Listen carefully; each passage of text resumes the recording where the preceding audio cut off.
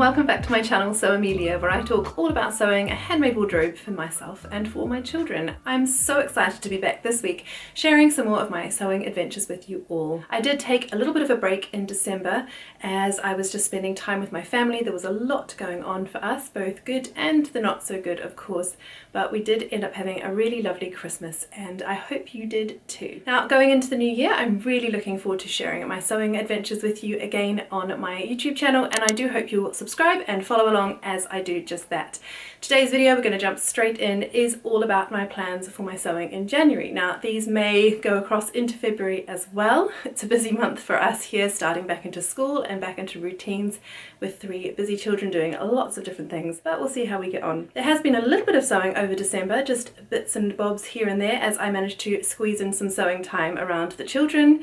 And so I'm looking forward to sharing some of my makes with you in next week's video. But for this week, we're going to talk about the plans that I have going into January. Now before I start, I'll talk about what I'm wearing, and today I am wearing the Tilly and the Buttons Lyra dress. This is one of my absolute favourites all year round, but especially in the autumn and the winter. I did make it with the short sleeves as I do prefer that. I find that inside and running around with the children I often get quite warm, and it's easy enough to just layer it up with a cardigan over the top and a scarf and a coat and all of those things when we do go outside. Though it's been surprisingly warm for this time of year. We've enjoyed lovely blue skies this morning. We've been out and about enjoying some winter sunshine, and it's just been so needed. So after all that vitamin D, we're back here. The children are having a bit of a rest downstairs in their rooms, and I thought I would come up here and share my sewing plans with you all. So the first thing is something that I am currently working on. Now I did share this in my autumn sewing plans video. It hasn't happened yet. I've just been picking away at it slowly, and it is this dress that is here on my mannequin. Now I was really inspired by the Gabriella dress by Aline. I did try it on in the shops, but sadly the shape of it just didn't suit my figure, so I thought I would have a go at using it as inspiration to sew up a denim dress of my own. Now for this dress I am using this pattern, which is Simplicity 9700. Now it is a jumpsuit pattern, but what I really liked about it was this collar. Let me bring Mabel forward, hang on. What I really liked about the pattern is this collar, this 70s collar that goes straight into the bodice here, and then I've just pinned the zip into place. I'm not quite up to that bit yet. I have put in the pockets on the breast here, and I've put in the collar, and I've put in the facing here, and the next step is to put in the zips and then to work on the lovely long sleeves. Now at the moment I'm putting in long sleeves, but I am vacillating a little bit because I'm wondering if short sleeves might get a little bit more wear, but we'll just see. I think in this kind of denim fabric, I think long sleeves may be the way forward, as I might not want to put a jumper over this one because it is quite a nice solid weight denim. Not too heavy, but just weighty enough for the rest of the winter. So I have cut out all the pattern pieces. All that I did was I used the bodice from the Simplicity 7900 and I cut it off at the waist marking. Then I found a zip that fit that and I'm just going to attach one of my favourite skirts, which is the Bakerloo pattern by Nina Lee. I use that skirt all the time because I know it sits really nicely on my waist and then finishes at a good length, so that's the one that I keep reaching for when I'm making these gathered waist dresses. So I'll attach that skirt. I also like that it's not too gathered, so in terms of working with this denim, it should gather in just nicely around my waist. So I'm hoping to be able to share that with you really soon, and I should get a little bit more sewing time next week once the children are back at school. So that is first on my list of things to finish in January, the Simplicity S7900 in this beautiful denim, which I should say is from Sew Me Sunshine. I did buy this a little while ago, but if it is available, I'll link it in the description box below, along with all of the other patterns and fabrics that I mentioned today, if they're currently available. Now, speaking of fabrics that are no longer available, this one definitely isn't because it was gifted to me by my mother-in-law. It is a beautiful embroidered tablecloth on this sort of beige linen-like fabric with these beautiful yellow and blue flowers. It's just so pretty. And what I want to make with that is the new Craft House Everyday Waistcoat. Now, I've been looking at that pattern for a while. I've been looking at this fabric for a while and just not sure what to do with it because I'm just so loath to cut into it. But actually, we don't have a table this size, so we're never going to use it as a tablecloth, and I would just like to really see it out and being used. I did wonder about it as a dress for my daughter, but again, that will be worn for such a short time, and I think it would be lovely to turn this into something that's going to get a lot of wear. So what I did think is I would like to carry on this year using up fabrics from my stash, and I have some lovely blue gingham that I have left over from my sewing a couple of years ago actually. I made a Deer and Doe Orchidee dress, and this was left over from the skirt. So I think I could probably pair that quite nicely with this for the lining of the everyday waistcoat, and then I would quite like to quilt that, just some straight line quilting so that it just holds those two fabrics together and gives me a little bit more of a warm layer for the spring. It will probably be a spring waistcoat with these beautiful colours.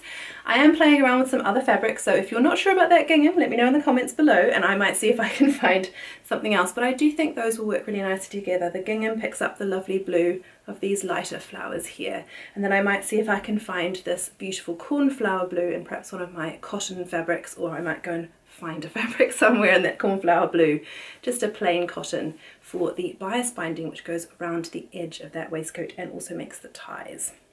So that is my next sewing plan for January. I know it's not particularly wintry, but actually it's really nice to just have a layering piece that I can put over my dresses and even my shirts and things in the winter months to just keep me a little bit warm and cozy.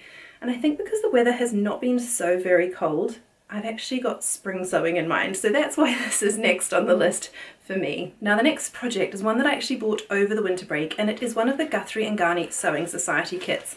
Now these come beautifully wrapped in a box like this, and you'll see I haven't actually unwrapped mine yet because I haven't had time to get it started, so it's on my list of plans for January. I think I've reached that stage where nappy bags are no longer a thing. Nobody needs a nappy bag. I don't really want to carry one of those massive big bags anymore, but the children still do need snacks. I still do carry a packet of wet wipes with me all the time, and various drink bottles and bits and pieces of equipment that we need when we go out, band-aids, Savlon, that kind of thing. So I really do need a bag that's somewhere between my small crossbody bag and my massive great nappy bag, and when I saw this come up on the Guthrie and Ghani Sewing Society, I thought it would be perfect. It is the Portland tote bag by Sotak Patterns, so you can get the pattern via the Sotak Patterns website, but unfortunately the kit has now sold out on Guthrie and Ghani's website. But I thought I would just show you, just in case you wanted to see what it is that I bought, in case you want to sign up for the Sewing Society yourself. I have bought a couple of these kits this year. I bought the bag pattern that they previously released in the summer, and I have also bought their Olia shirt kit that I'm ready to make up in the spring. So this is how it comes, with all the bits and pieces that you need. You get all the notions and the thread, which for bag making I think is so good because there's always so many bits and pieces that you need for bag making. But let me show you the main fabric that I'm going to be working with for this bag. So I did decide to get the navy because of the colours that I tend to wear. I thought the navy would go really well with the colours that I wear. I did also love the beige, I think it was, or an olive greeny type colour, but I just thought that was going to show all kinds of marks, and when this is going to be a really hard working bag, I wanted something that was going to last and not show too much of the dust and dirt that it may well pick up along its hopefully very many journeys. So this is a beautiful waxed cotton, I believe, made in England. It's quite a good sturdy weight fabric, and I love the fact that it's waterproof. Very good for all of this rainy weather we've been having over Christmas. And then it comes with this striped navy and white cotton as the lining for the bag. So I think all of the webbing and things is in a beige colour. I'll pop in a couple of pictures from the website so that you can see what it's going to look like, I hope, when it's finished.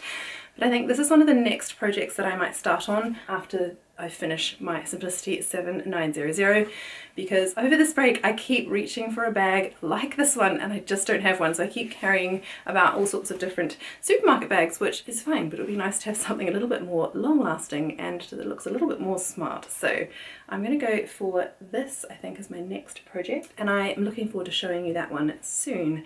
I really enjoyed the last bag that I made from Guthrie and Ghani, and then I also made recently the Fennel Fanny Pack, which I really also enjoyed putting together, so I'm looking forward to getting stuck into this. I'm a little bit nervous about working with the waxed cotton, so if you've got any tips and tricks, do leave them below. But the brilliant thing about Guthrie and Ghani Sewing Society kits is that Lauren does put together a fantastic video, almost like a sew-along, full of brilliant tips and tricks of how she's put the bag together, how to work with this kind of fabric. So I will go and watch that, and I'm sure she'll have lots of advice on what to do and how to sew that up. So really looking forward to sewing up the Portland tote very soon. Now the next project for me is actually a knitting project that I've been enjoying working on in the evenings. My son is a little older now, and so sometimes he'll join us and we'll sit on the couch in the evenings and read and chat together and have a cup of tea, or we will watch a little something. We've been really enjoying the new Percy Jackson series, and whilst we're watching that, I've got two projects that I'm working away on. And now one is a knitting project, So I'm actually working on the Primrose Slipover by Avec, and I thought this was such a beautiful pattern. I tend to wear a lot of these sort of shirt dresses or other kinds of dresses in the winter. I'm a real dress girl. Or what I'm actually finding is that I'm not reaching for a lot of my blouses because I don't have another warm layer to go over the top. So I thought this might be perfect, both for my dresses and also to help me get a bit more wear out of the blouses that I have hanging in my wardrobe and not getting as much love as I would like them to. So this is a sleeveless jumper and it's worked in a merino yarn and a mohair yarn held together. So I actually had both of these in my stash already, which is partly why I chose this pattern.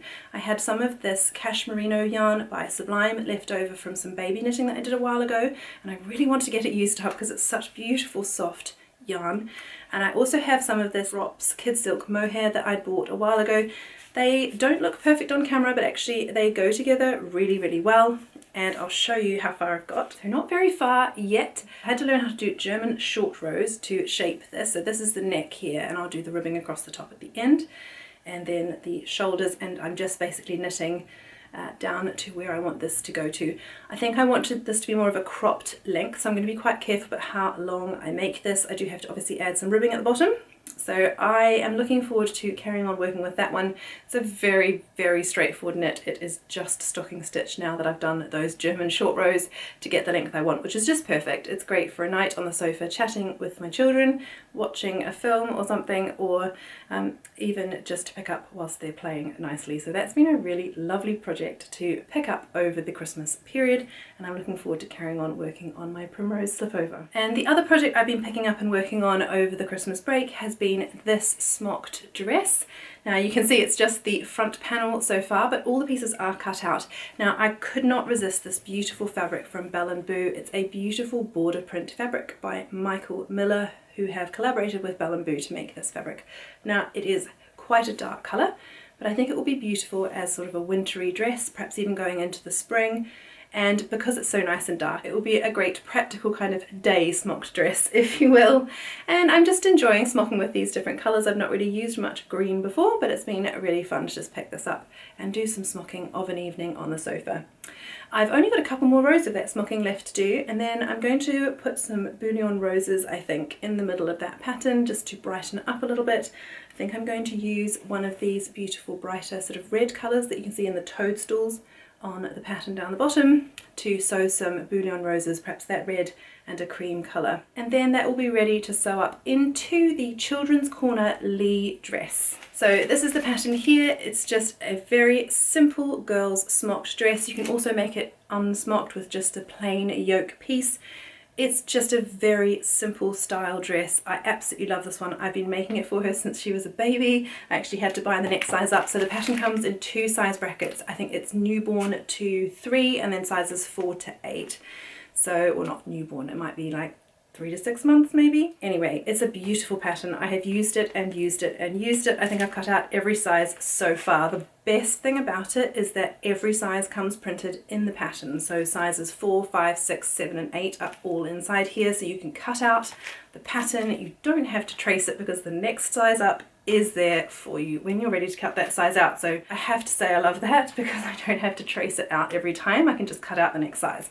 So I love this Lee pattern. I'm sort of making up the smocking plate from things that I've seen online that I really like the look of, and including the colours and things. So it's just a fun project that I'm enjoying working away on, and I will sew that up for her. I've currently cut out some long sleeves because I thought it might be more of a winter and spring dress, but we'll see how I go. I may make it short sleeved if I think it's going to be finished more like the spring summer. So those are my January plans, things that I'm hoping to finish as well as things that I'm hoping to just keep pottering away on, like the Primrose Slipover and the smock dress for my daughter. I'm not sure those will be finished in January, but we'll see how we go.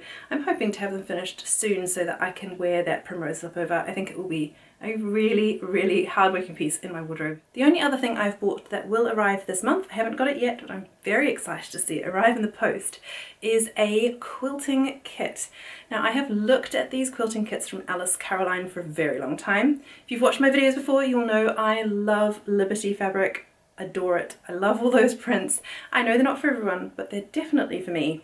And when I saw this Star Quilt kit, it's a block of the month kit from Alice Caroline. I thought it was beautiful. We don't currently have a quilt on our bed, so I'm really looking forward to putting this on our bed at the end of the year, as long as I get it finished. I do love quilting. I have made a quilt for my son's bed before. That did take me almost 10 years, so I'm hoping this one won't take quite so long. But I was picking away at that during my university, and it is all hand sewn. So this one will be pieced on the machine, I believe, so it should come together a bit more quickly, and I just love these rainbow colours in the quilt. There is a different option available as well, which is the tri-colour option, blues, reds and whites, if that is more your thing. So I'll leave a link to that kit below. I'm very excited to get my first panel and to sew that up, and hopefully I can share a few of those panels with you during the year as I get them sewn up. Hopefully I'll have a finished quilt to show you at the end of 2024. Goodness, 2024. How did we get here? So I'm going to sign off for now. I hope you'll join me next week when I share some of my recent makes, and until then I hope you have a lovely week ahead filled with lots of happy sewing, and I look forward to catching up with you again soon. Goodbye.